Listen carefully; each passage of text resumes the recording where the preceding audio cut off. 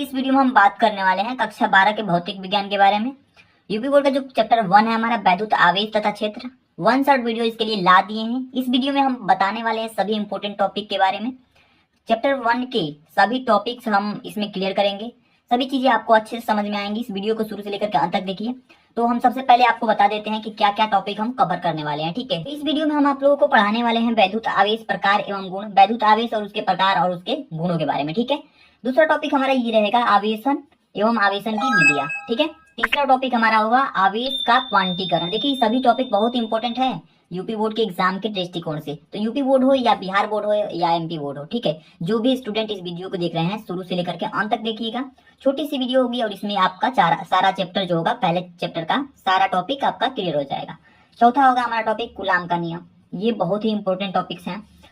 पांचवा होगा हमारा बहुल आवेशों के बीच बल, ठीक है, बहुल आवेशों के बीच बल। अब देखिए छठवां टॉपिक होगा हमारा विद्युत क्षेत्र व विद्युतीय क्षेत्र की तीव्रता, ठीक है। सातवां टॉपिक होगा हमारा विद्युत क्षेत्र के अध्यारोपण का सिद्धांत। आठवां टॉपिक पढ़ेंगे आवेशों के निकाय के कारण विद्युत क्षेत्र, ठीक है। ऐसे ही विद्युत फ्लक्स, विद्युत द्विध्रुव व विद्युत द्विध्रुव आघूर्ण, और देखिए संतत आवेश के कारण वितरण एवं उनके प्रकार। संतत आवेश का जो वितरण होता है और उनके जो प्रकार होते हैं, रेखीय आवेश वितरण, आयतन आवेश वितरण, तो इस प्रकार से सभी चीजों को हम समझेंगे, ठीक है। और देखिए लास्ट टॉपिक हमारा होगा गाउस का नियम और उसके निगमन, उसके सूत्र का निगमन। तो गाउस के नियम के बारे में भी हम लोग समझेंगे। तो इस चैप्टर के जितने भी इंपॉर्टेंट टॉपिक है लगभग हमने इस वीडियो में बता दिया है, ठीक है। तो इस वीडियो को शुरू से लेकर अंत तक देखिए ताकि आपको बहुत ही अच्छे से तैयार हो जाए, ठीक है। तो जैसे कि अभी हमने बताया कि जो हमारा पहला टॉपिक होगा विद्युत आवेश और उसके प्रकार और उसके गुणों के बारे में बात करेंगे। तो देखिए विद्युत आवेश क्या होता है, इसकी डिफिनेशन पढ़िए। और ये चीजें सभी चीजें जो मैं बता रहा हूँ इस वीडियो में आपको याद ही रखना है, ठीक है, क्योंकि यूपी बोर्ड के एग्जाम में इससे बाहर प्रश्न नहीं आएंगे। और न्यूमेरिकल की रही बात तो न्यूमेरिकल का वीडियो हम अलग से बनाएंगे, इसमें केवल थ्योरी है और डेरिवेशन है, ठीक है। तो सभी परिभाषा लिखा है हमने और जितने भी डेरिवेशन वाले प्रश्न पूछे जाते हैं वो सभी टॉपिक को हमने इस वीडियो में इंक्लूड किया है, ठीक है। तो देखिए वैद्युत आवेश को समझते हैं। वैद्युत आवेश क्या होता है, किसी वस्तु का वह गुण जिसके कारण वस्तु में वैद्युत अथवा चुंबकीय प्रभाव का घटना घटित होती है, वैद्युत आवेश कहलाता है, ठीक है। देखिए समझिए, जैसे कोई भी वस्तु होता है उसका ऐसा गुण जो किसी वस्तु को आकर्षित करे या प्रतिकर्षित करे, उसे हम क्या कहते हैं, वैद्युत आवेश कहते हैं। देखिए वैद्युत आवेश को हम क्यू से प्रदर्शित करते हैं, ठीक है। इसकी प्रदर्शिता क्यू होती है। इसकी राशि क्या होती है, जो वैद्युत आवेश होता है वह अदिश राशि होता है, ठीक है। तो ये सब चीजें आपको ध्यान रखनी है। यह क्या है, अदिश राशि है। मात्रक इसका क्या होता है, देखिए वैद्युत आवेश का जो मात्रक होता है ना क्यू का, वो होता है कूलाम। क्या होता है, कूलाम। इसे हम सी से रिप्रेजेंट करते हैं, कूलाम। अब इसका जो सूत्र होगा, देखिए दो तरह के इसमें सूत्र निकलते हैं। एक क्यू बराबर जो होता है यानी ई होता है, ठीक है, क्यू बराबर यानी ई, और एक होता है क्यू बराबर आई टी, ठीक है, क्यू बराबर आई टी। तो इसमें देख लेते हैं कि कौन क्या क्या चीज है। तो जो क्यू है आपका देख पा रहे हैं कि जो क्यू है इसे तो हम आवेश कहते हैं, विद्युत आवेश है हमारा। और जो यन है वो है हमारा नंबर ऑफ इलेक्ट्रॉन, यानी कि इलेक्ट्रॉनों की संख्या, इलेक्ट्रॉन की संख्या, ठीक है। जो ई है हमारा चार्ज ऑन इलेक्ट्रॉन, यानी कि इलेक्ट्रॉन पर आवेश, इलेक्ट्रॉन पर आवेश, इलेक्ट्रॉन पर कितना आवेश है ये हमें रिप्रेजेंट करता है। और यहाँ पे जो ई का मान होता है वह होता है 1.6 into 10 to the power minus का 19, ठीक है, 1.6 into 10 to the power minus 19, ठीक है। तो अब देखिए यहाँ पे Q बराबर आई टी है। तो आई क्या है, आई क्या है, विद्युत धारा, क्या है, विद्युत धारा। और टी क्या है, टी है समय अंतराल, समय अंतराल। तो ये चीजें थी जो कि आपको क्लियर हो गई होंगी, ठीक है। तो ये इंपॉर्टेंट चीजें हैं, आप इन्हें अपने दिमाग में ही रखिएगा, ठीक है। अब चलिए हम बात करते हैं आवेश के प्रकार के बारे में। तो आवेश का जो प्रकार होता है, दो प्रकार का होता है आवेश, एक धनावेश और एक ऋणावेश, ठीक है। पहला धनावेश, दूसरा ऋणावेश। अब धनावेश क्या होता है और ऋणावेश क्या होता है, इस चीज को समझते हैं।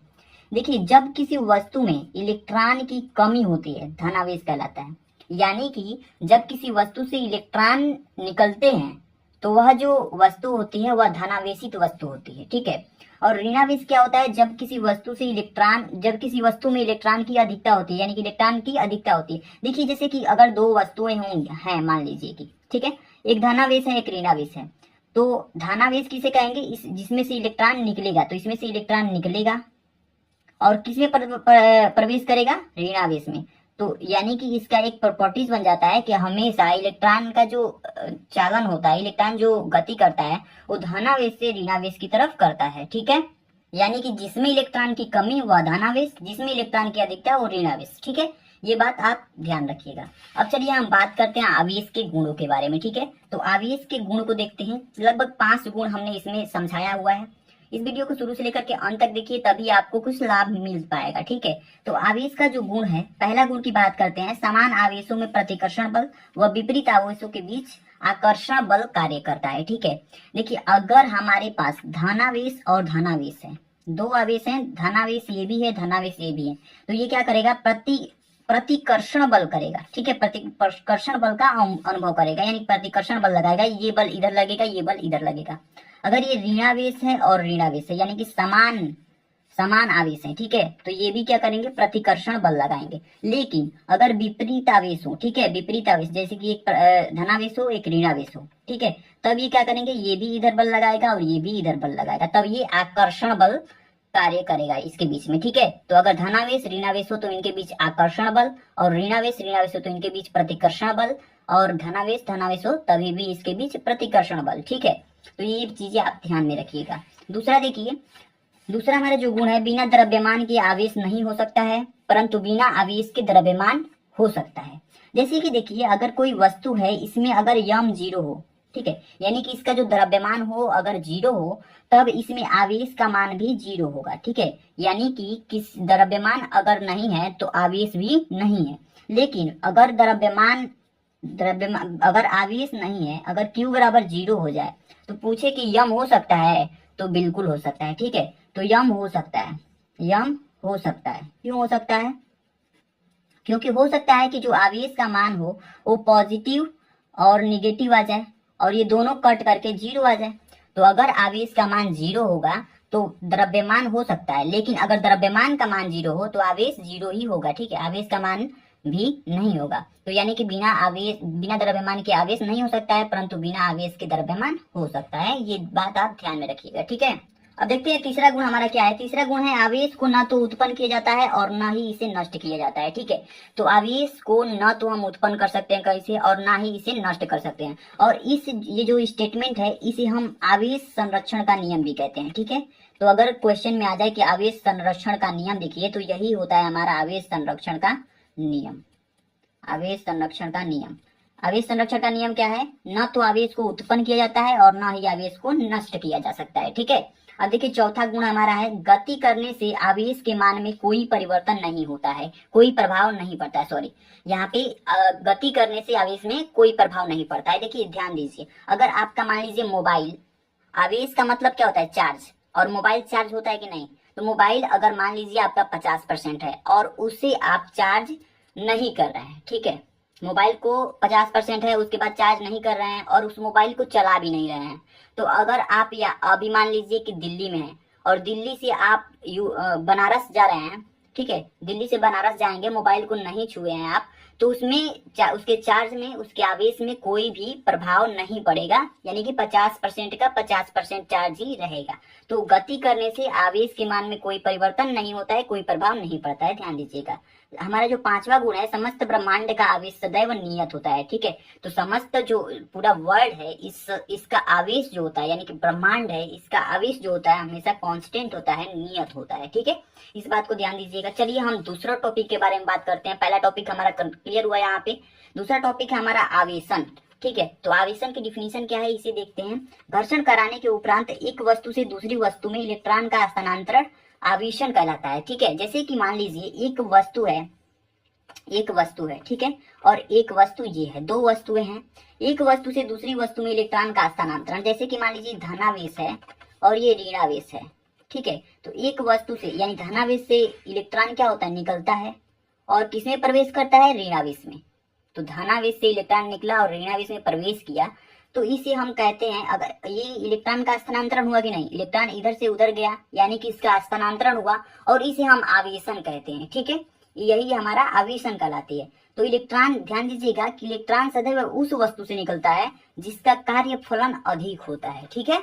जिसका कार्यफलन अधिक होगा उसी से इलेक्ट्रॉन निकलता है, और जिसका कार्यफलन कम होगा उसी में इलेक्ट्रॉन प्रवेश करता है, ठीक है। इस बात को ध्यान दीजिएगा। अब चलिए हम बात करेंगे आवेशन की विधियां।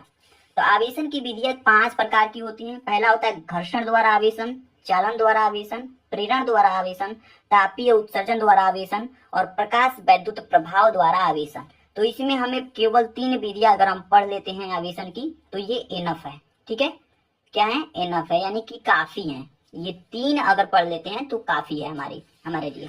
तो 3 विधियां क्या कौन कौन सी हम पढ़ेंगे। पहला होगा हमारा घर्षण द्वारा आवेशन। तो घर्षण द्वारा आवेशन को देखते हैं। जब 2 आवेशित वस्तुओं को आपस में रगड़ते हैं तो एक वस्तु से दूसरी वस्तु में इलेक्ट्रॉन क्या होते हैं, स्थानांतरित हो जाते हैं, और स्थानांतरित होने के कारण वस्तुएं जो होती हैं आवेशित हो जाती हैं, ठीक है। जैसे कि मान लीजिए क्यू आवेश की वस्तु है, धन आवेश की वस्तु है, और यह ऋणावेश की वस्तु है, ठीक है। तो एक वस्तु से दूसरी वस्तु में क्या होता है, इलेक्ट्रॉन स्थानांतरित होते हैं। इलेक्ट्रॉन क्या होते हैं, स्थानांतरित होते हैं, और स्थानांतरित होने के कारण यह जो एक अनावेशित जो दोनों वस्तुएं क्या हो जाती हैं, आवेशित हो जाती हैं, या दोनों आवेशित हो जाती हैं। तो इसे हम घर्षण द्वारा आवेशन कहते हैं, ठीक है। तो घर्षण द्वारा आवेशन आपको समझ में आ गया होगा। अब हम बात करते हैं, अब हम बात करेंगे चालन द्वारा आवेशन की, ठीक है। तो दूसरा हमारा है चालन द्वारा आवेशन, उसके बाद से हम प्रेरण द्वारा आवेशन को भी पढ़ेंगे, ठीक है। अब देखिए चालन द्वारा आवेशन क्या है। चालन द्वारा आवेशन को देखते हैं। जब हम अनावेशित वस्तु के संपर्क में किसी आवेशित वस्तु को लाते हैं, देखिए कि हमने पहला पढ़ा घर्षण द्वारा आवेशन। घर्षण द्वारा आवेशन में क्या होता था कि दोनों वस्तुएं अनावेशित होती थी और उसमें इलेक्ट्रॉन का स्थानांतरण होकर के वो दोनों आवेशित हो जाती थी। लेकिन इसमें एक वस्तु अनावेशित रहेगी और एक वस्तु आवेशित रहेगी, और जब अनावेशित वस्तु को आवेशित वस्तु में लाते हैं तो जो आवेश होता है आवेशित वस्तु से अनावेशित वस्तु पर रूपांतरित हो जाता है। जैसे मान लीजिए एक क्यू है और एक माइनस क्यू है, यानी कि एक धनात्मक आवेश है, एक ऋणात्मक आवेश है, एक अनावेशित है, एक आवेशित है। तो आवेशित जो वस्तु है, आवेशित से अनावेशित पर इलेक्ट्रॉन का रूपांतरण होता है, और इससे क्या होता है कि दोनों वस्तुएं जो होती हैं आवेशित हो जाती हैं, ठीक है। तो दोनों वस्तुएं किसके अनुसार आवेशित होते हैं, इलेक्ट्रॉन के स्थानांतरण के अनुसार। तो हमने आवेशन में ही इसकी डिफिनेशन पढ़ ली थी कि इलेक्ट्रॉन के स्थानांतरण को ही हम आवेशन कहते हैं, और वही विधियां इन सभी विधियों में लागू होती हैं, ठीक है। इलेक्ट्रॉन का स्थानांतरण ही होता है। तो यानी कि जो आवेशित वस्तु होती है अनावेशित वस्तु को पर क्या होती है, रूपांतरित हो जाती है, और इसके वजह से जो होता है चालन द्वारा आवेशन होता है। अब तो आवेशन की तीसरी विधि हमारा प्रेरण द्वारा आवेशन, और ये देखते हैं क्या है। जब हम अनावेशित वस्तु को आवेशित वस्तु के संपर्क में लाए बिना आवेशित कर लेते हैं तो यह प्रक्रिया प्रेरण द्वारा आवेशन कहलाती है। जैसे कि अगर मान लीजिए पहला जो हमने विधि पढ़ा उसमें था कि 2 अनावेशित वस्तुएं थी और दोनों के घर्षण से, दोनों को रगड़ने से वस्तुएं आवेशित हो जाती थी। दूसरा में हमने पढ़ा कि एक अनावेशित रहेगा, एक आवेशित रहेगा, और इलेक्ट्रॉन रूपांतरित होकर के दोनों आवेशित हो जाएंगे। और जो प्रेरण द्वारा आवेशन तीसरी विधि है, इसमें क्या होगा कि अनावेशित वस्तु को बिना आवेशित वस्तु में लाए ही हम उसको क्या करेंगे, आवेशित कर देंगे, तो उसे हम प्रेरण द्वारा आवेशन कहते हैं, ठीक है। जैसे कि मान लीजिए, इसको हम समझते हैं। जैसे मान लीजिए कि एक वस्तु है, इस पे ऋणावेश और धनावेश समान रूप से वितरित है, कहीं भी कोई भी वितरित है। तो ऋणावेश धनावेश ऋणावेश धनावेश ऋणावेश धनावेश इस प्रकार से वितरित है। अगर हम इस वस्तु पे कोई हम चालक लाते हैं, तो मान लीजिए कि ये वस्तु है और इसमें ऋणावेश धनावेश है, इस पर हम ऋणावेश चालक टच कराते हैं, ठीक है, इसके पास में लाते हैं, कोई ऋणावेश चालक इसके पास में लाते हैं, तब क्या होगा कि अगर ये ऋणावेश है तो धनावेश जो होंगी, इसमें जो जितने भी धनावेश हैं वो ऋणावेश की तरफ आकर्षित हो जाएंगे, ठीक है। तो धनावेश इस तरफ हो जाएगा, आकर्षित हो जाएंगे किस तरफ, ये ऋणावेश है तो इसे धनावेश आ जाएगा। अगर ये धनावेश का चालक लाते तो ऋणावेश इसके तरफ आकर्षित हो जाती और इस तरफ ऋणावेश हो जाएगा, ठीक है। तो एक तरफ ऋणावेश हो गया, एक तरफ धनावेश हो गया। क्यों हो गया, क्योंकि हमने एक ऋणावेश चालक लाया, तो धनावेश इस तरफ आकर्षित हो जाएगा और ऋणावेश एक साइड में हो जाएगा, ठीक है। इसके बाद से हम क्या करते हैं, इसके आगे हम क्या करते हैं कि जैसे ये धनावेश है और ये ऋणावेश है, ठीक है, ये ऋणावेश है, तो इसमें हमने चालक लाया था ऋणावेश का, और इस ऋणावेश है ना, इसके तरफ से हम इसे अर्थिंग कर देते हैं, यानी जमीन में इसको हम जोड़ देते हैं। तो इससे क्या होगा, एक वायर के अनुसार, वायर के हेल्प से हम इसे अर्थिंग लगा देते हैं। तो इससे क्या होता है कि जो ऋणावेश होती है वो नीचे चली जाती है, धरती में चली जाती है, और ये जो धनावेशित वस्तुएं बची होती हैं इस पे, वो समान रूप से वितरित हो जाती हैं और यह आवेशित वस्तु बन जाती है, जिसे हम कहते हैं कि अनावेशित वस्तुओं को बिना आवेशित वस्तुओं में लाए बिना ही आवेशित कर लेना। ठीक है, तो यही जो प्रक्रिया होती है हमारा प्रेरण द्वारा आवेशन होता है। ठीक है, क्या होता है? प्रेरण द्वारा आवेशन। तो आशा करता हूं कि आपको ये सिनारियो अच्छे से क्लियर हो गई होगी। ठीक है, अगर कहीं भी दिक्कत हो कमेंट करके जरूर बताएं। सभी टॉपिक हम क्लियर करने वाले हैं इस वीडियो में। आराम से इस वीडियो को शुरू से लेकर के अंत तक देखते रह जाएं, ताकि आपको पहले चैप्टर में कोई भी डाउट न रहे। ठीक है, सभी इंपोर्टेंट टॉपिक क्लियर हो जाए। अब देखिए, तीसरा टॉपिक है हमारा आवेश का क्वांटीकरण। ठीक है, तीसरा टॉपिक है हमारा आवेश का क्वांटीकरण। इसको देखते हैं। किसी वस्तु पर आवेश इलेक्ट्रॉन की आवेश का पूर्ण गुणज होता है। आवेश का क्वांटीकरण क्या कहता है कि किसी वस्तु पर आवेश इलेक्ट्रॉन के आवेश का पूर्ण गुणज होता है। पूर्ण गुणज का मतलब जैसे कि 144 है, ये किसका पूर्ण गुणज? 12 का।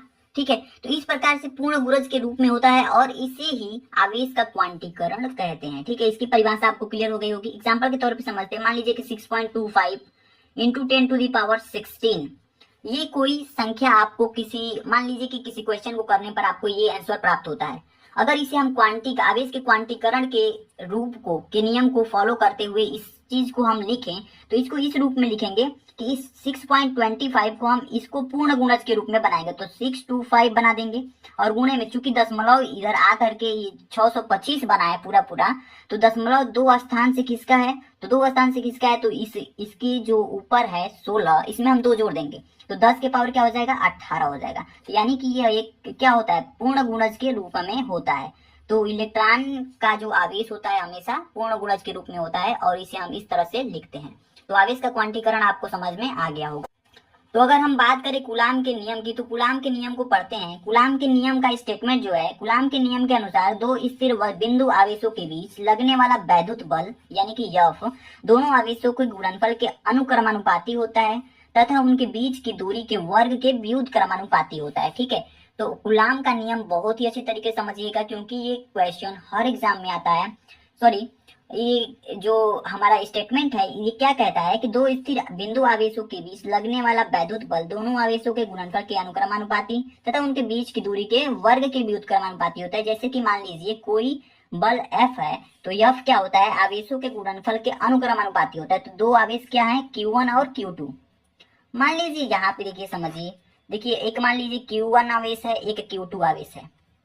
इनके बीच की दूरी क्या है? R है। तो इनके बीच की दूरी अगर R है तो इनमें लगने वाला, इनके मध्य लगने वाला जो बल होता है वो क्या होता है? Q1 और Q2 के गुणनफल के बराबर होता है। ये जो दोनों आवेश हैं इनके गुणनफल के बराबर नहीं, अनुक्रमानुपाती होता है। ठीक है, ध्यान दीजिएगा, अनुक्रमानुपाती होता है। ये एक बन गया, समीकरण नंबर 1 बन गया। और दूसरी कंडीशन में कहा है कि उनके बीच की दूरी के वर्ग के व्युत्क्रमानुपाती। बीच की दूरी क्या है? R है, तो इसके वर्ग व्युत्क्रमानुपाती का मतलब 1/r²। बीच की दूरी के वर्ग, तो दूरी बीच की R है और इसके वर्ग के व्युत्क्रमानुपाती है, यानी कि 1/r² लिख देंगे। तो ये हो गया हमारा समीकरण नंबर 2। तो अब लिखेंगे समीकरण 1 व 2 से। समीकरण 1 व 2 से, समीकरण 1 व 2 से हमें क्या मिलेगा कि F जो होगा हमारा, F बराबर हो जाएगा, एक कांस्टेंट निकलेगा। ठीक है, अगर जहां भी अनुक्रमानुपाती या व्युत्क्रमानुपाती होता है तो वहां पे अगर हम इक्वल करें तो एक कांस्टेंट आ जाता है। तो कांस्टेंट हम K ले लेते हैं और यहाँ पे हो जाएगा हमारा Q1 Q2/r²। ठीक है, तो F बराबर निकल गया हमारा फॉर्मूला Q1 Q2/r²। अब देखिए यहाँ पे K का जो मान होता है, हमेशा याद रखिएगा, K का जो मान होता है K बराबर होता है 1/4πε0। ठीक है, K का मान क्या होता है? 1/4πε0। तो हम K की जगह पे 1/4πε0 लिख सकते हैं, बिल्कुल लिख सकते हैं। तो F बराबर हमारा हो जाएगा 1/4πε0 Q1 Q2/r²। ठीक है, ये चीज क्लियर हो गई। अब देखिए 1/4πε0 तो हो गया। अब यहाँ पे ε0 क्या होता है वो चीज आपको समझना है। ε0 क्या है? ε0 है निर्वात में वैद्युतशीलता। क्या है? निर्वात में वैद्युतशीलता। तो निर्वात में वैद्युतशीलता है ε0। जहां पे अगर देखिए यह बराबर 1/4πε0 निकल गया Q1 Q2/r²। ये हमारा जो क्वेश्चन आया, जो हमारा सूत्र आया है, इस सूत्र में कुछ मान भी होते हैं। देखिए यहाँ पे 1/4πε0 इसका मान होता है 9 गुणे 10 की पावर 9। ठीक है, 1/4 पाई एप्सिलॉन नॉट का मान होता है 9 गुणे 10 की पावर 9। और जो एप्सिलॉन नॉट का मान होता है वो होता है हमारा 8.85 गुणे 10 की पावर माइनस का 12। ठीक है, 10 की पावर माइनस का 12। अगर एप्सिलॉन नॉट के मात्रक की बात करें तो इसका जो मात्रक होगा कूलाम स्क्वायर प्रति न्यूटन मीटर स्क्वायर। ठीक है, ये छोटी सी चीज है, आपको ये चीज याद कर लेनी है। ठीक है, जो एप्सिलॉन नॉट का मात्रक होगा कूलाम स्क्वायर प्रति न्यूटन मीटर स्क्वायर, और जो कूलाम का जो एप्सिलॉन नॉट का मान होगा 8.85 into 10 to the power minus 12, और जो 1/4 पाई एप्सिलॉन नॉट का मान होता है 9 इंटू 10 टू द पावर 9। तो ये चीज हो गई कूलाम के नियम के बारे में। ठीक है, तो कूलाम के नियम को अच्छे से समझ लीजिएगा, बहुत इंपॉर्टेंट होता है। अब देखिए दोस्तों, आपको पढ़ना है बहुल आवेशों के बीच बल। 5वां टॉपिक है हमारा बहुल आवेशों के बीच बल, अध्यारोपण का सिद्धांत, जिसे हम अध्यारोपण के सिद्धांत भी कहते हैं। तो इस बात को आप बहुत ही भली भांति से समझिएगा, बहुत ही अच्छे तरीके से समझने का प्रयास कीजिएगा। हमने अभी कूलाम के नियम में पढ़ा कि यह बराबर क्या होता है 1/4 pi epsilon naught Q1 Q2 by r square. ठीक है, ये हमने पढ़ा है। इस बल का फार्मूला आप याद रखिएगा, हर डेरिवेशन में इसका यूज होगा। ठीक है, इस रिलेशन के हर डेरिवेशन में इसका प्रयोग होगा। सबसे पहले हम मान लेते हैं बहुल आवेशों के बीच बल है ना, यानी कि बहुल आवेशों का मतलब है बहुत आवेशों के द्वारा लगाया गया बल, लगने वाला बल हमें ज्ञात करना है। देखिए तो दोस्तों, सबसे पहले आपको समझना होगा कि एक परीक्षण आवेश है Q0। ठीक है, एक परीक्षण आवेश Q0 है और इससे कुछ दूरी पर बहुत सारे आवेश रखे गए हैं। एक आवेश Q1, एक आवेश Q2, Q3, Q4, ऐसे डॉट डॉट डॉट Qn आवेश रखे गए हैं। बहुत सारे आवेश रखे गए हैं जिनके बीच की जो दूरी है, देखिए ये दूरी है, जो बीच की दूरी है क्रमशः R1 है, R2 है, R3 है, R4 है और Rn है। ठीक है, इस तरीके से बीच की दूरी इनकी दी गई है। अब देखिए, अगर आपको पता है अगर दो आवेश हो जिनके बीच की दूरी दी गई हो तो उस पर बल भी लगेगा, और बल किधर लगेगा, इसके अनुदिश लगेगा, इसके आगे। ठीक है, ये बल यानी Q1 के कारण Q0 पर लगाया गया बल F1 होगा, F1 लगेगा। Q2 के कारण Q0 पर लगाया गया बल F2 होगा, और Q3 के कारण Q0 पर लगाया गया बल F3 होगा। ऐसे ही Q4 के कारण Q0 पर लगाया गया बल F4 होगा। अब ऐसे ही डॉट डॉट डॉट Qn के कारण Q0 पर लगाया गया बल क्या होगा, Fn होगा। ठीक है, ऐसे ही इस पे बल आरोपित होंगे सभी आवेशों के कारण। ठीक है, तो सभी आवेशों के कारण कुछ ना कुछ बल लगेगा। तो देखिए इसका जो फार्मूला हो जाएगा, अगर कुल बल निकाले हम F नेट करते हैं, कुल बल निकालते हैं, तो ये हो जाएगा हमारा वेक्टर F मान लेते हैं, इसको भी वेक्टर F सबको मान लेते हैं वेक्टर F, क्योंकि यह एक अदिश रूप में इसकी जो तीव्रता बल होता है इसको अदिश रूप में निकालते हैं। सदिश रूप में बनाने के लिए हम बताएंगे आपको क्या करना है। ठीक है, तो देखिए F नेट अगर निकालना है हमें, तो F नेट निकालने के लिए सबसे पहले तो हमें F1 को जोड़ देना पड़ेगा। F1 को सभी बलों को जोड़ देंगे, F2 को प्लस F3 को, ऐसे ही डॉट डॉट डॉट Fn बल को हम क्या करेंगे, आपस में जोड़ देंगे। तो हमारा क्या निकल के आ जाएगा, F नेट बल निकल के आ जाएगा, पूरा बल निकल के आ जाएगा। ठीक है, तो इन सभी बलों को, इस आवेश के कारण इस परीक्षण आवेश पर लगने वाले सभी बलों को अगर हम जोड़ देंगे तो टोटल बल, बहुल आवेशों के बीच बल निकल के आ जाएगा, यानी सूत्र का निगमन होगा। और देखिए अगर हम सभी आवेशों को, किसी आवेश के कारण किसी आवेश पर लगाया गया बल और उन सभी बलों का जो योगफल होता है, बीजगणितीय योग होता है, उसे ही हम कहते हैं अध्यारोपण का सिद्धांत। ठीक है, अब देखिए इस जितने भी सिनारियो को हमने यहाँ पे समझाया है आपको, वो सभी चीजें थ्योरी के रूप में आपको लिखनी होती है एग्जाम में। ठीक है, अगर ऐसे प्रश्न आ जाए कि बहुल आवेशों के बीच बल का परिकलन कीजिए, तो आपको इस तरीके से लिखना होता है जैसा कि हमने नीचे लिखा हुआ है। ठीक है, तो आप किस तरह से लिखेंगे, देखिए माना आवेश Q1 Q2 Q3 Qn के कारण परीक्षण आवेश Q0 पर लगने वाला बल। देखिए आवेश Q1 Q2 Q3 है और परीक्षण आवेश पर बल लग रहा है। ठीक है, परीक्षण आवेश पर लगने वाला बल क्या है, क्रमशः vector F1, vector F2, vector F3 dot dot dot vector Fn है। तो देखिए इस पे बल कौन कौन सा लग रहा है, देखिए vector F1, vector F2, vector F3, vector F4, ऐसे ही डॉट डॉट डॉट बहुत सारे बल लग रहे हैं Fn। ठीक है, तो इसी प्रकार से हमने यहाँ पे जो जो किया है वो लिख दिए हैं। तो अब देखिए तथा सभी आवेशों के परीक्षण आवेश Q0 के बीच की दूरी क्रमशः R1, R2, R3 dot dot dot Rn है। तो देखिए इसके बीच की दूरी भी हम लिखे हैं R1, R2, R3, R4 और डॉट डॉट डॉट Rn। ठीक है, इनके बीच की दूरी क्या है, ये है। और देखिए इसके आगे है तो बिंदु क्यू नॉट पर सभी आवेशों के कारण कुल बल, तो कुल बल निकालने के लिए एफ नेट हमने किया है, एफ नेट निकालने के लिए हम सभी बलों को जोड़ दिए हैं, ठीक है। तो F1 प्लस में वेक्टर F2 प्लस में vector F3 plus dot dot dot vector Fn, ये सभी बलों को हम क्या कर दिए हैं, जोड़ दिए हैं, और इसको हम समीकरण नंबर 1 मान लिए हैं, ठीक है। समीकरण नंबर क्या मान लिया है, 1 मान लिए। अब इसके आगे आपको क्या करना है, ध्यान से समझिए, ठीक है। अब इसके आगे कुछ लिखना नहीं है, आपको खुद डिराइव करना है, ठीक है। तो देखिए यहाँ पे हम डिराइव करके आपको दिखाते हैं, इतना चीज लिख लीजिएगा, ठीक है, जो हमने पहले दिखाया। स्किप करके वीडियो को पीछे स्किप करके और उसको अच्छे से लिख लीजिएगा, ठीक है। अब देखिए आपको मैंने पहले ही लिख दिया है कि हमने अभी कूलाम के नियम में बताया कि यह जो बल होता है ना, दो आवेशों के बीच जो बल होता है वो 1/4 pi epsilon naught Q1 Q2 by R square के बराबर होता है, ठीक है। तो देखिए F1 है ना, F1, तो देखिए वेक्टर F1 जो F1 का बल, F1 के कारण F1 जो बल लगेगा हमारा, ये क्या हो जाएगा, F1 बराबर 1/4 पाई एप्सिलॉन नॉट, ये F1 है, F1 बराबर हमारा हो जाएगा 1/4 पाई एप्सिलॉन नॉट। इसी बल के अकॉर्डिंग हम सारा बल का मान निकालेंगे, ठीक है। तो बल का मान हमें पता है कि ये होता है, तो F1 जो Q1 के कारण परीक्षण आवेश पर बल लग रहा है F1, इसका मान निकालेंगे तो 1/4 पाई एप्सिलॉन नॉट हो जाएगा। उसके बाद एक आवेश है Q1 और एक आवेश है Q0, तो यहाँ पे ये Q1 Q2 नहीं लिखेंगे, ये चीज लिखेंगे जो दोनों आवेश हैं यहाँ पे, ठीक है। तो यहाँ पे हमने एक आवेश Q1 रखा था और एक आवेश Q0 रखा था, तो Q0 रख देंगे। अब बट्टा में इसके बीच की दूरी क्या है, R1 है, तो R1 लिख देंगे। तो F1 जो होगा इसके बराबर होगा, ठीक है, ध्यान समझिएगा। F1 क्या होगा, इसके बराबर होगा। F2 किसके बराबर होगा, ध्यान से देखिएगा। F2 हो जाएगा 1/4 पाई एप्सिलॉन नॉट, ये तो सब में होगा, और यहाँ पे हो जाएगा Q2 Q0 by R2 square, ये R1 स्क्वायर है, ये R2 स्क्वायर हो जाएगा, ठीक है। Q2 है और Q0 है, इनके बीच की दूरी R2 है, तो R2 का स्क्वायर लिख दिए हैं, और Q2 Q0 लिख दिया, ठीक है। ऐसे ही F3 बराबर हो जाएगा हमारा 1/4 pi epsilon not Q3 Q0 by R3 square.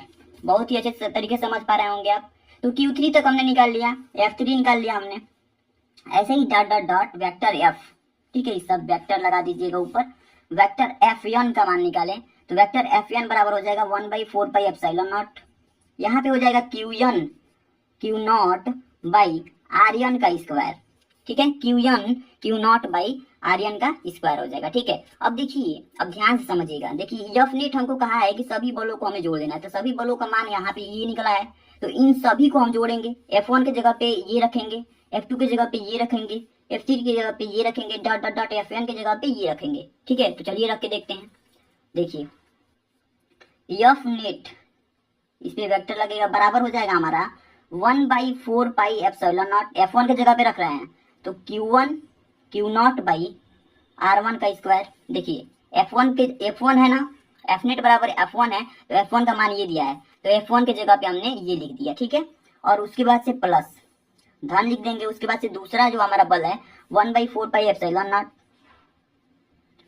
Q2 Q0 by R2 square, ये लिख दिए। प्लस में तीसरा बल जो लगा है 1/4 pi epsilon not Q3 Q0 by R3 square. ऐसे ही डॉट डॉट डॉट, ठीक है, डॉट डॉट डॉट Fn जो बल लगा है हमारा, ये है Qn Q0 1/4 pi epsilon, sorry ये भी लिखना है 1/4 pi epsilon not Qn Q0 by Rn का स्क्वायर, ठीक है। ये सभी बल हमने आपस में जोड़ दिया, ठीक है, यहाँ पे जोड़ा है, और डॉट डॉट डॉट बहुत सारे बल लग रहे हैं, ठीक है। तो यन हमने नाम दिया है कि यन बल तक लग रहे हैं, ठीक है। तो यहाँ तक है। अब देखिए इसके आगे हम क्या करेंगे, इसके आगे हम क्या करेंगे, सब में देख रहे हैं कि 1/4 पाई एप्सिलॉन नॉट है, 1/4 पाई एप्सिलॉन नॉट है, 1/4 पाई एप्सिलॉन नॉट है, तो इस सब में है 1/4 पाई एप्सिलॉन नॉट, तो उसे हम कॉमन ले सकते हैं, ठीक है। तो एफ नेट निकालेंगे जब, तो हम 1/4 पाई एप्सिलॉन नॉट को कॉमन ले लेंगे, और यहाँ पे हम क्या कर सकते हैं, इन सभी बलों को हम लिख सकते हैं, इन सभी को जो कॉमन लेने के बाद से जो बचा है उसे हम लिख देंगे Q1 Q0 बाई R1 का स्क्वायर धन Q2 Q0 बाई R2 का स्क्वायर धन Q3 Q0 बाई R3 का स्क्वायर धन dot dot dot Qn Q0 by Rn का स्क्वायर। सिंपल सा इस तरीके से हम लिख देंगे। अब देखिए एक चीज इंपॉर्टेंट बात समझिएगा, ठीक है। वो क्या है इंपॉर्टेंट बात, वो इंपॉर्टेंट बात ये है कि ये अदिश रूप में है, इसे हम सदिश बनाने के लिए क्या करेंगे, सदिश बनाने के लिए हम इसमें R1 cap, R2 cap, R3 cap, ऐसे ही dot dot dot RN cap से हम इसे मल्टीप्लाई करा देंगे इसमें, ठीक है।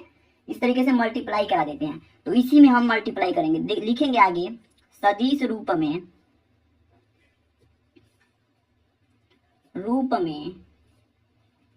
बनाने के लिए बलों में क्रमशः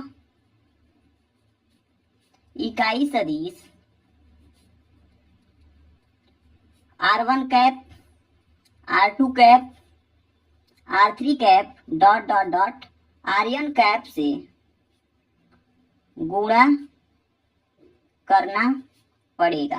तो देखिए ये सदी यहाँ पे अदिश रूप में है, वेक्टर के रूप में है, तो इसको हमें क्या करना है कि इसे हमें सदिश रूप में बनाने के लिए इन सभी बलों में यन से हम गुणा करा देंगे, sorry R1, R2, R3 cap से हम गुणा करा देंगे, ठीक है। R1 कैप, R2 कैप ये क्या है, इकाई सदिश है, ध्यान दीजिएगा ये क्या है, इकाई सदिश है। तो देखिए एफ नेट जब निकालेंगे ना तो ये हो जाएगा 1/4πε0 कॉमन हो गया है।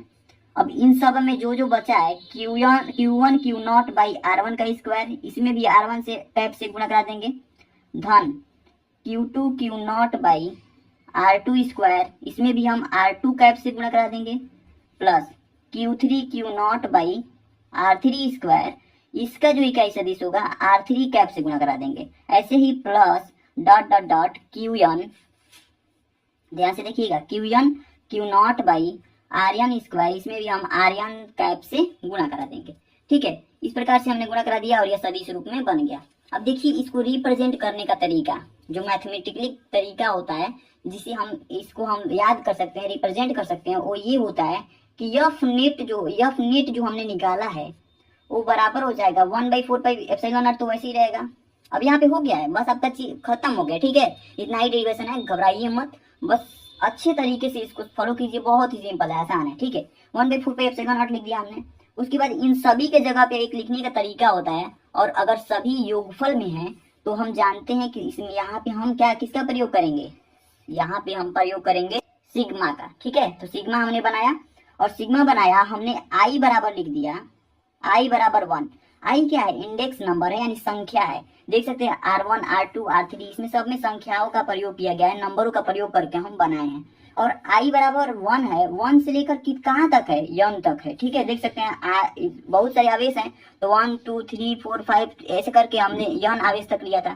तो आई बराबर 1 कहाँ तक है, यन तक है, तो यन लिख दिया हमने। उसके बाद से क्या है, उसके बाद हमारा है Q1, QI लिख देंगे, QI, आई क्या है 1 2 3 4 5 कुछ भी है, ठीक है, बाई। उसके बाद से हमें नीचे लिखना होगा RI, आई भी क्या है 1 2 3 4 कुछ भी है, मतलब स्क्वायर, और गुणे में हमने इकाई सदिश से गुणा किया है, तो इकाई सदिश क्या हो जाएगा 1I कैप, ठीक है। इस प्रकार से हम इसे रिप्रेजेंट करते हैं। रिप्रेजेंट करने का तरीका समझ लीजिएगा, ये चीज आपको याद करके या लिख देना है, या फिर यहाँ तक अगर कर लेते हैं आप तो भी एग्जामिनर खुश हो जाएगा, समझ जाएगा कि हाँ स्टूडेंट जो है पढ़ करके आया है, मतलब कर ले रहा है, ठीक है। तो इसको भी लिख सकते हैं आप इस तरीके से, इसको हम लिखेंगे, इस जितने भी इसने बड़ा ना लिख करके हम इस रूप में लिख देते हैं अंत में, ठीक है।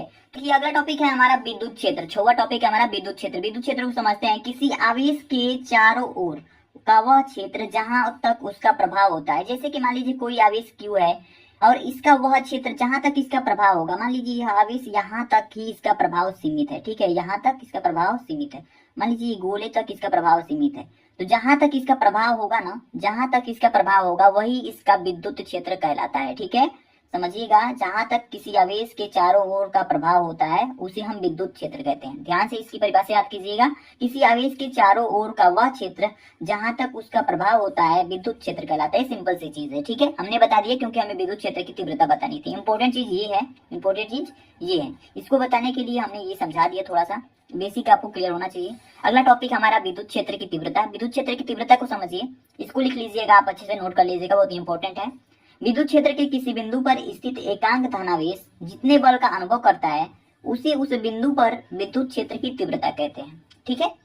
जैसे देखिए, विद्युत क्षेत्र के किसी बिंदु पर, मान लीजिए कि कोई एक विद्युत क्षेत्र है, विद्युत क्षेत्र जो हमने अभी समझाया, जैसे Q आवेश है, इसकी जो यहाँ इसका प्रभाव जो है इस गोले तक इतना दूर तक है, तो ये सभी विद्युत क्षेत्र हुए, ठीक है। ये सभी क्या हुए, विद्युत क्षेत्र हुए। तो ये सभी विद्युत क्षेत्र हैं।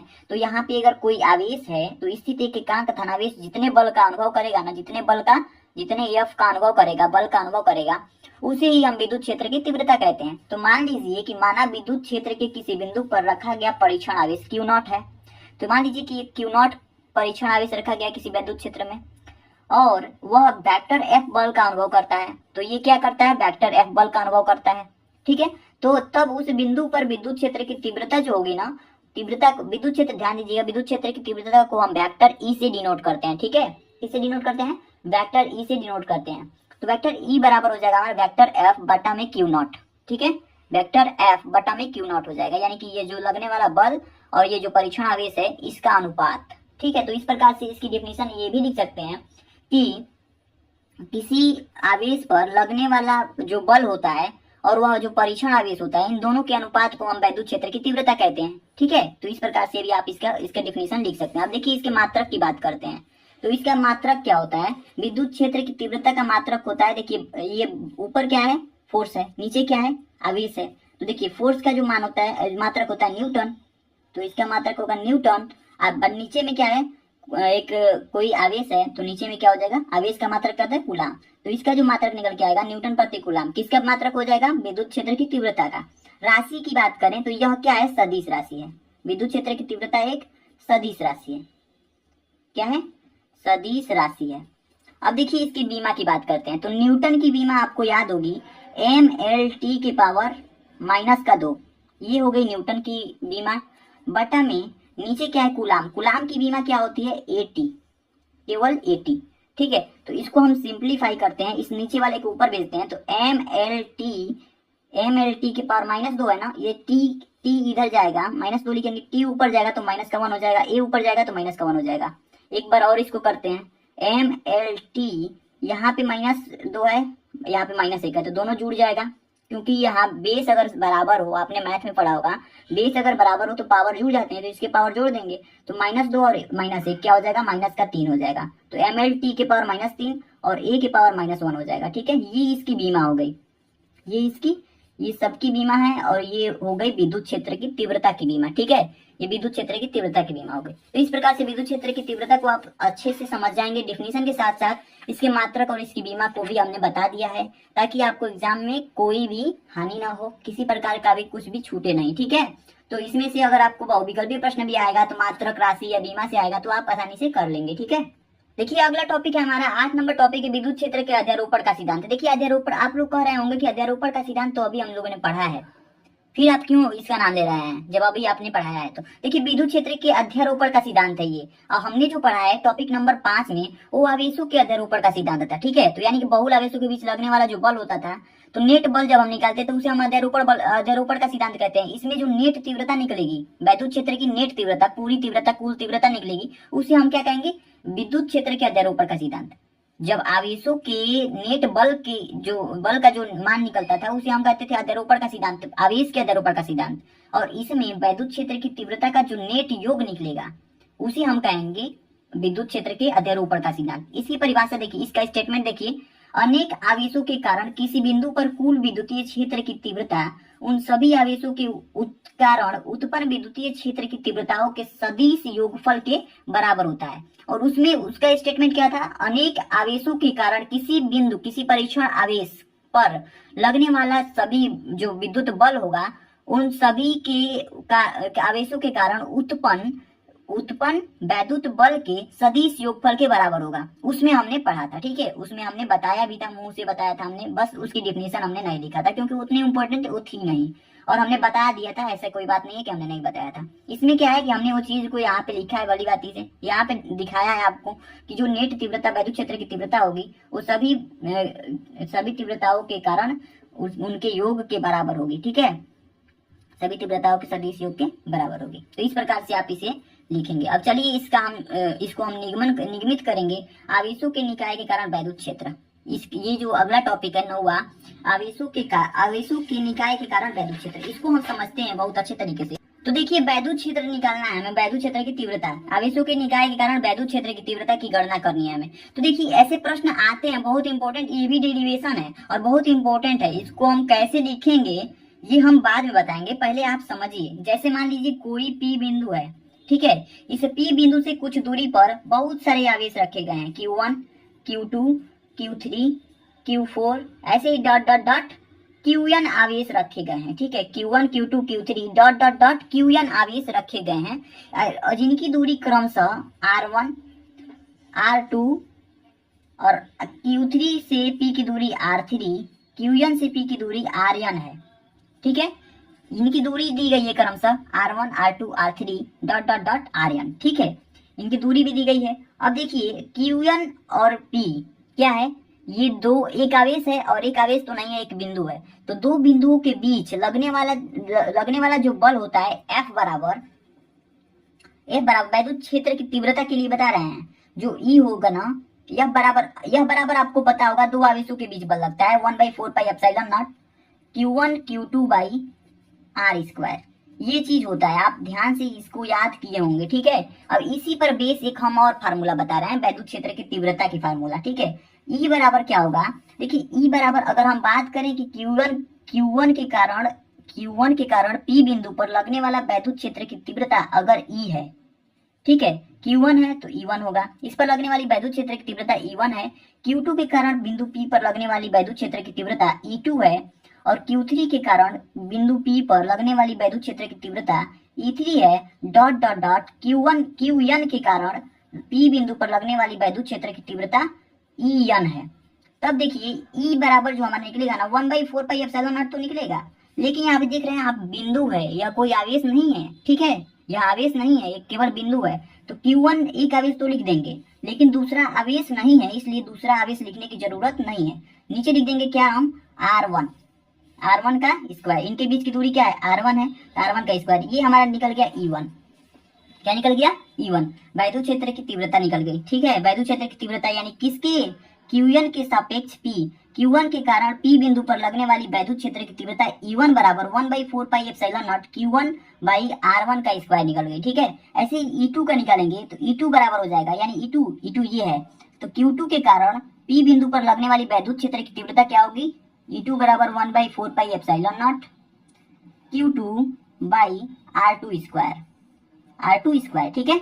अब देखिए E3 निकालेंगे, E3 बराबर हो जाएगा 1/4πε0, सेम वैसे ही यहाँ पे Q3 लिख देंगे, क्योंकि Q3 आवेश है, Q3 आवेश के कारण बिंदु P पर वैद्युत क्षेत्र की तीव्रता E3 बराबर R3 का स्क्वायर हो जाएगा नीचे, ठीक है। ये हमारी सभी वैद्युत क्षेत्र की तीव्रताएं निकल गई। ऐसे ही dot dot dot Qn sorry En, यहाँ पे देख सकते हैं Qn के कारण P बिंदु पर वैद्युत क्षेत्र की तीव्रता En का मान निकालना, तो En बराबर हो जाएगा हमारा 1/4πε0 Qn बाई Rn का स्क्वायर, ठीक है, Rn का स्क्वायर। ये चीज हमने यहाँ पे लिख दिया। अब देखिए ध्यान से समझिएगा, हमने अभी अध्यारोपण के सिद्धांत, विद्युत क्षेत्र के अध्यारोपण के सिद्धांत में ये पढ़ा कि वेक्टर ई नेट बराबर होता है vector E1 plus vector E2 plus vector E3 dot dot dot plus vector En। तो vector E1 E2 E3 dot dot dot En का मान हमें निकल गया है, तो इसी पर रख देंगे।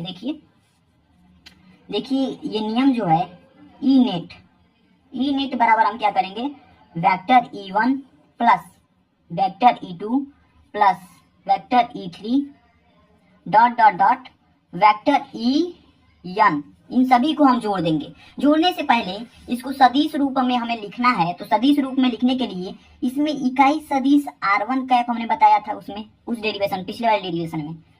Q2 का इकाई सदिश क्या है, R2 कैप, इसका इकाई सदिश R3 कैप, और इसका इकाई सदिश Rn कैप हमने बताया था। तो इनमें सभी में हम गुणा करा देते हैं।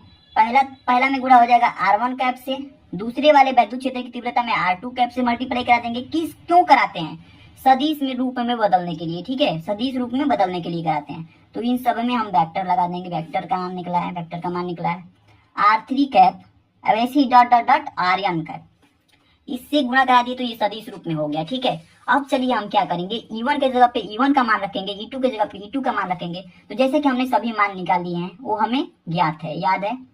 तो ई नेट बराबर जब निकालेंगे तो E1 के जगह पे E1 का मान लिखेंगे, तो वेक्टर E1 का मान जो हमने निकाला है 1/4πε0 Q1 by R1 square R1 cap plus E2 का मान क्या निकला है 1/4 pi epsilon not Q2/R2 square R2 cap धन E3 का मान क्या निकला है वेक्टर E3 का 1/4 pi epsilon not Q3/R3 square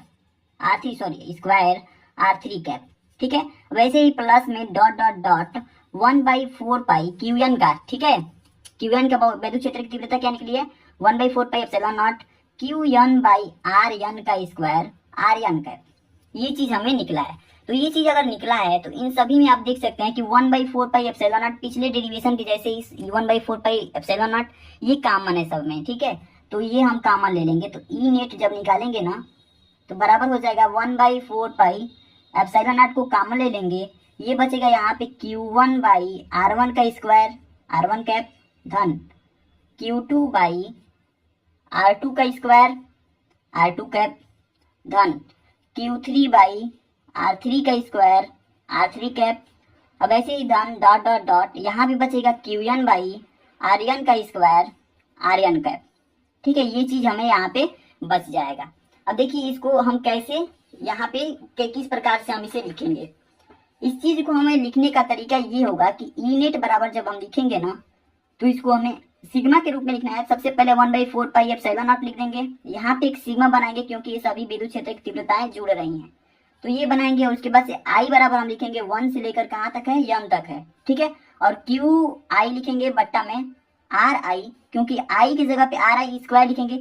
आई की जगह पे 1 से लेके 1 2 3 4 5 6 डॉट डॉट डॉट यन तक की संख्या दी गई है। ठीक है, तो आई क्या है इंडेक्स नंबर है, तो आई रिप्रेजेंट करता है 1 2 3 4 5 डॉट डॉट डॉट यन तक की संख्याओं को। ठीक है, तो ये चीज हमने यहाँ पे लिख दिया। और आर आई कैप आई है। ठीक है, इस प्रकार से हम इसे रिप्रेजेंट कर देंगे और ये हमारा हो जाएगा विद्युत क्षेत्र के तीव्रता का जो हमारा डेरिवेशन है ये यहाँ पे हो जाएगा। ठीक है, इसे ही हम कहते हैं आवेशों के निकाय के कारण वैद्युत क्षेत्र की तीव्रता। ठीक है, आवेशों के निकाय के कारण वैद्युत क्षेत्र की तीव्रता। तो देखिए इसकी डेरिवेशन हमने निकाल लिया है, और चूंकि हमने जो 5 नंबर बताया था 5 नंबर में उसमें हमने कुछ डेरिवेशन भी लिखवाए थे, तो उसमें डेरिवेशन हमने यहाँ पे ये लिखवाया है कि माना Q1 Q2 Qn के कारण बिंदु P पर वैद्युत क्षेत्र की तीव्रता क्रमशः vector E1 vector E2 vector dot dot dot vector En है, तथा इन सभी आवेशों के बीच से बिंदु P की दूरी R1 R2 R3 dot dot dot Rn है। तो बिंदु P पर सभी आवेशों के कारण विद्युत क्षेत्र की तीव्रता ये होगी, और इसी पर हमने इसके आगे ये लिख देना है और ये चीज यहाँ पे सिद्ध हो गई। ठीक है, और ये हमें डेरिवेशन से प्राप्त हो गया। ठीक है, तो आशा करता हूँ कि आपको इस डेरिवेशन में भी किसी प्रकार की कोई कमी नहीं दिख रही होगी और किसी प्रकार से ऐसा नहीं लग रहा होगा कि ये डेरिवेशन आपको ना समझ में आया हो। अगर आपको नहीं समझ में आया हो तो फिर से इस वीडियो को देखिए, इस डेरिवेशन जहां से शुरू हुआ है जिस समय से, उस डेरिवेशन को शुरू से देखिए, अच्छे से समझ में आ जाएगा क्योंकि बहुत ही आसान डेरिवेशन है। ठीक है, थोड़ा सा बड़ा तो है लेकिन आसान डेरिवेशन है। ठीक है, चलिए अब अगला टॉपिक देखते हैं क्या है। अगला टॉपिक है हमारा दोस्तों विद्युत फ्लक्स। ठीक है, विद्युत फ्लक्स को अच्छे से समझिएगा। देखिए बहुत ही अच्छी सी डिफिनीशन यहाँ पे हमने लिखा है, इसको समझाएंगे बहुत बेहतर तरीके से। वैद्युत क्षेत्र में स्थित किसी काल्पनिक पृष्ठ से होकर गुजरने वाली वैद्युत बल रेखाओं की संख्या की माप को वैद्युत फ्लक्स कहते हैं। देखिए समझने का प्रयास कीजिएगा। वैद्युत क्षेत्र में कोई स्थित काल्पनिक पृष्ठ है, ठीक है, तो उससे अगर वैद्युत बल रेखाएं गुजर रही हैं, जितनी वैद्युत बल रेखाएं गुजरती हैं उसे हम वैद्युत फ्लक्स कहते हैं। ये चीज तो आपने डिफिनीशन में पढ़ लिया, मुझसे समझने का प्रयास कीजिए। देखिए मान लीजिए कि वैद्युत बल रेखाएं इस प्रकार से ये गमन कर रही हैं, इस प्रकार से निकल रही हैं किसी वैद्युत क्षेत्र से। ठीक है, मान लीजिए यहाँ पर कोई वैद्युत क्षेत्र होगा और वैद्युत क्षेत्र में विद्युत बल रेखाएं होती हैं, तो ये विद्युत बल रेखाएं वेक्टर ई हैं।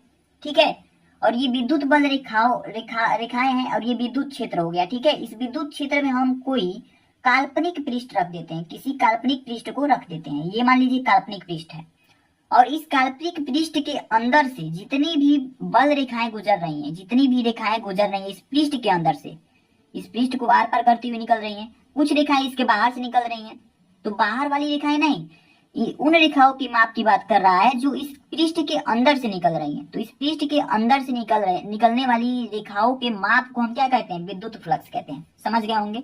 इसे हम कहते हैं विद्युत फ्लक्स। जो रेखाएं इसके अंदर से गुजरती हैं, यानी काल्पनिक पृष्ठ से होकर के जो बल रेखाएं गुजरती हैं, उन रेखाओं की संख्या के माप को हम विद्युत फ्लक्स कहते हैं। ठीक है, अब देखिए इसके सूत्र का निगमन कैसे हुआ। मान लीजिए जो हमने छोटा सा एक पृष्ठ रखा है, जो काल्पनिक पृष्ठ रखा है, इसका जो क्षेत्रफल सदिश है, ये क्षेत्रफल जो है वो क्षेत्रफल मान लीजिए ए है। ठीक है, ये वेक्टर ए है। क्षेत्रफल क्या है? वेक्टर ए है, जो कि विद्युत बल रेखाओं के साथ थीटा कोण अंतरित करता है। थीटा कोण अंतरित करता है, थीटा कोण अंतरित करता है। इनके बीच का जो एंगल है ये थीटा है। ठीक है, और इसका जो क्षेत्रफल है, इस जो हमने जो पृष्ठ लिया है, जो काल्पनिक पृष्ठ लिया है, इसका जो क्षेत्रफल है क्या है? ए है, वेक्टर ए है, और इनके बीच का कोण विद्युत बल रेखाओं और इस ए के बीच का कोण थीटा है। ठीक है, थीटा है। तो अब देखिए जो हमारा ये वैद्युत फ्लक्स होता है, इसे हम फाई ई से प्रदर्शित करते हैं। ठीक है, मान लीजिए फाई ई से प्रदर्शित करते हैं, तो फाई ई बराबर हमारा क्या हो जाएगा? फाई ई बराबर इन दोनों के गुणनफल के बराबर हो जाएगा। तो E vector E dot vector A हो जाएगा। फाई ई बराबर क्या हो जाएगा? Vector E dot vector A हो जाएगा। तो ये होता है हमारा वैद्युत फ्लक्स की फार्मूला, वैद्युत फ्लक्स का फार्मूला।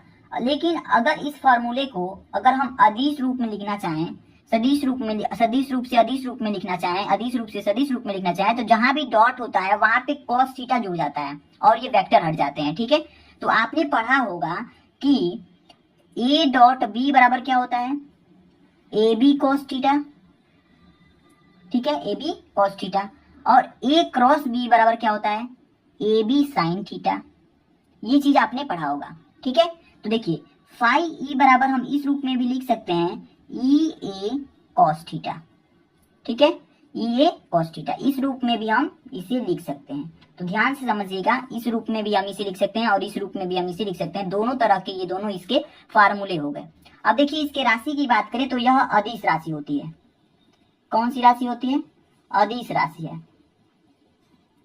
विद्युत फ्लक्स अदिश राशि है। इसका मात्रक क्या होता है? इसका मात्रक न्यूटन मीटर स्क्वायर। देखिए वैद्युत क्षेत्र की तीव्रता का मात्रक होगा न्यूटन मीटर स्क्वायर, ये हो जाएगा न्यूटन। देखिए विद्युत क्षेत्र की तीव्रता का जो मात्रक होता है ना, वो होता है न्यूटन प्रति कूलम, और एरिया का मात्रक होता है मीटर स्क्वायर। तो न्यूटन मीटर स्क्वायर हो जाएगा और प्रति कूलम। मात्रक देखिए यहाँ पे अगर कोई भी कंफ्यूजन हो रहा होगा मात्रक में, तो देखिए हम समझा देते हैं। देखिए ई का मात्रक होता है न्यूटन प्रति कूलम। ठीक है, और इस एरिया का मात्रक हो जाएगा मीटर। ठीक है, मीटर स्क्वायर। तो अगर इसका गुणा करा देंगे तो न्यूटन मीटर स्क्वायर हो जाएगा, न्यूटन मीटर स्क्वायर और प्रति कूलम हो जाएगा। तो यही तो हुआ, यही तो लिखे हम। ठीक है, यही चीज हमने लिखा है इसके मात्रक में कि न्यूटन मीटर स्क्वायर प्रति कूलम इसका मात्रक होता है। इसकी बीमा की अगर बात करें तो इसकी बीमा होती है एम एल के पावर 3 टी के पावर -3 और ए के पावर -1। ये चीज आप निकाल सकते हैं आसानी से, ये बीमा निकालना आपको आता होगा। ठीक है, नहीं आता है समझा दे रहे हैं। ठीक है, इसे भी हम दिखा दे रहे हैं। देखिए न्यूटन का जो बीमा होती है एम एल टी के पावर -2 होता है, और मीटर स्क्वायर की जो बीमा होती है एल स्क्वायर होता है, और बटा में कूलम का जो बीमा होता है 80 होता है, आपको पता ही होगा। अब इसे आप सॉल्व कर लीजिएगा, 80 को ऊपर ले जाइएगा और सभी एल और ए जो होंगे उन सभी को सिंप्लीफाई कर दीजिएगा, निकल जाएगा आपकी बीमा। ठीक है, इसके आगे सॉल्व करेंगे तो आपका बीमा निकल जाएगा। तो आशा करता हूँ आपको विद्युत फ्लक्स अच्छे से समझ में आ गया होगा। चलिए बात करते हैं अगले टॉपिक के बारे में। अगला टॉपिक हमारा वैद्युत द्विध्रुव। वैद्युत द्विध्रुव को देखते हैं, इसमें इसकी डिफिनीशन हमने लिखा हुआ है, इस चीज को समझाते हैं। देखिए कैसे। देखिए वैद्युत द्विध्रुव की डिफिनीशन बहुत ही आसान सी है और इससे बहुत ही आसानी से समझा भी जा सकता है। देखिए एक ऐसा निकाय जिसमें दो बराबर परंतु विपरीत आवेश, विपरीत आवेश मतलब दो आवेश है, तो विपरीत आवेश का मतलब होगा एक धनात्मक आवेश होगा तो एक ऋणात्मक आवेश। ठीक है, एक दूसरे से अल्प दूरी पर स्थित हो तो वह वैद्युत द्विध्रुव कहलाता है। वैद्युत द्विध्रुव किसे कहते हैं? एक ऐसा निकाय हो जिसमें दो बराबर या विपरीत आवेश क्या हो, रखे गए हो और उसे अल्प दूरी पर रखा गया हो। तो इनके मान लीजिए कि दो आवेश कौन कौन से हैं विपरीत आवेश? एक प्लस में क्यू है तो एक माइनस में क्यू है, और इनके बीच की दूरी अल्प दूरी हम मान लेते हैं 2l। ठीक है, इसके बीच की दूरी हम क्या मान लेते हैं? अल्प दूरी 2l मान लेते हैं। तो ये जो होता है हमारा वैद्युत द्विध्रुव की डिफिनेशन होती है और ये वैद्युत द्विध्रुव होता है। अब चलिए हम वैद्युत द्विध्रुव आघूर्ण को समझते हैं और उसकी मात्रक, परिभाषा और बीमा के बारे में चर्चा करते हैं। ठीक है, अगला टॉपिक है हमारा वैद्युत द्विध्रुव आघूर्ण। इसको समझने का प्रयास करते हैं। वैद्युत द्विध्रुव आपने समझ लिया है, द्विध्रुव आघूर्ण को समझना उतना कठिन नहीं है, आसान से समझ जाएंगे। विद्युत द्विध्रुव आघूर्ण को समझिए। देखिए विद्युत द्विध्रुव आघूर्ण जो होता है, विद्युत द्विध्रुव आघूर्ण द्विध्रुव में उपस्थित, विद्युत द्विध्रुव में उपस्थित जो आघूर्ण होता है, विद्युत द्विध्रुव में उपस्थित किसी भी एक आवेश के परिमाण का बीच की दूरी के साथ गुणनफल। आवेश का परिमाण मतलब आवेश और बीच की दूरी का जो गुणनफल होता है उसे हम वैद्युत द्विध्रुव आघूर्ण कहते हैं। देखिए वैद्युत द्विध्रुव जो आघूर्ण होगा इसे हम P से, इसे लिख दीजिए, इसे हम वेक्टर P से प्रदर्शित करते हैं। किसे प्रदर्शित करते हैं? वेक्टर P से प्रदर्शित करते हैं। ठीक है, अब देखिए वेक्टर P बराबर हमारा क्या निकल के आएगा? वेक्टर P देखिए आवेश के परिमाण और बीच की दूरी के गुणनफल को हम क्या कहते हैं? विद्युत द्विध्रुव आघूर्ण कहते हैं। तो आवेश का परिमाण क्या हो जाएगा? Q। ठीक है, इसको हम Q मान लेते हैं और गुणे हमने विद्युत द्विध्रुव के बीच की दूरी क्या ज्ञात किया था? हमने विद्युत द्विध्रुव के बीच की दूरी क्या है? 2L है। ठीक है, 2L है। तो विद्युत अल्प दूरी पर रखा गया होता है विद्युत द्विध्रुव में आवेश, तो उसके बीच की दूरी 2L है। तो यहाँ पे हम क्या लिख देंगे? 2L लिख देंगे। तो वेक्टर P बराबर हमारा क्या निकल गया? Q into 2L। ये हमारा फार्मूला हो गया वैद्युत द्विध्रुव आघूर्ण का। ठीक है, जहाँ पे Q क्या है? आवेश का परिमाण है। ध्यान दीजिएगा Q क्या है? आवेश का परिमाण है। अब बात करते हैं कि इसका मात्रक क्या होगा। तो इसके मात्रक की अगर हम बात करें तो इसका सूत्र हमने निकाल लिया पहले ही, Q इंटू 2L। तो देखिए Q क्या है? एक आवेश है और 2L क्या है? लंबाई है, बीच की दूरी है। तो इसका जो मात्रक होगा कूलाम मीटर होगा, गुणा है तो यहाँ पे होगा कूलाम मीटर। ठीक है, इसका जो मात्रक होगा कूलाम मीटर होगा। बीमा इसकी क्या होगी? बीमा देखिए कूलाम का होता है हमारा 80 और इसकी बीमा होगी मीटर की L, तो ATL इसकी बीमा हो जाएगी। ठीक है, तो ये चीजें आपको अच्छे समझ में आ गई होंगी। बिल्कुल भी अब दूसरी बात इसमें बताने की जरूरत नहीं पड़ेगी आपको। तो इतनी चीजें अगर आप तैयार कर लेते हैं तो विद्युत द्विध्रुव आघूर्ण आपका तैयार हो जाएगा। तो सिंपल सी चीज थी, आप इसे अच्छे से याद कर लीजिएगा, नोट कर लीजिएगा। ठीक है, अब देखिए हम मोस्ट इंपोर्टेंट टॉपिक के बारे में बात करते हैं। टॉपिक नंबर हमारा 12 है संतत आवेश वितरण एवं उनके प्रकार। तो संतत आवेश वितरण को समझिएगा। संतत आवेश वितरण क्या है? यदि किसी वस्तु में दिया गया आवेश उस वस्तु पर एक समान रूप से वितरित हो जाता है, किसी वस्तु पर दिया गया आवेश उस वस्तु पर अगर एक समान रूप से वितरित हो जाता है, फैल जाता है, तो आवेश के इस वितरण को संतत आवेश वितरण कहते हैं। ध्यान से याद कर लीजिएगा इस चीज को। किसी भी वस्तु पर अगर दिया गया आवेश समान रूप से उस पर वितरित हो जाता है, फैल जाता है, उसे हम संतत आवेश वितरण कहते हैं। संतत आवेश वितरण के 3 प्रकार होते हैं। पहला होता है रेखीय आवेश वितरण, दूसरा पृष्ठीय आवेश वितरण और तीसरा होता है आयतन आवेश वितरण। रेखीय आवेश वितरण को हम लैम्डा से प्रदर्शित करते हैं और पृष्ठीय आवेश वितरण को हम सिग्मा से प्रदर्शित करते हैं और आयतन आवेश वितरण को हम रो से प्रदर्शित करते हैं। ठीक है, रो से प्रदर्शित करते हैं। ये है रो और ये है हमारा सिग्मा और ये है लैम्डा। इससे हम इन्हें प्रदर्शित करते हैं, नाम देते हैं। चलिए अब इनका सूत्र हम देख लेते हैं। सबसे पहले हम सूत्र देख लेते हैं। इनकी परिभाषाएं तो बहुत ही कम ही पूछी जाती हैं। ठीक है, तो इनके सूत्र देख लेते हैं। देखिए रेखीय आवेश वितरण,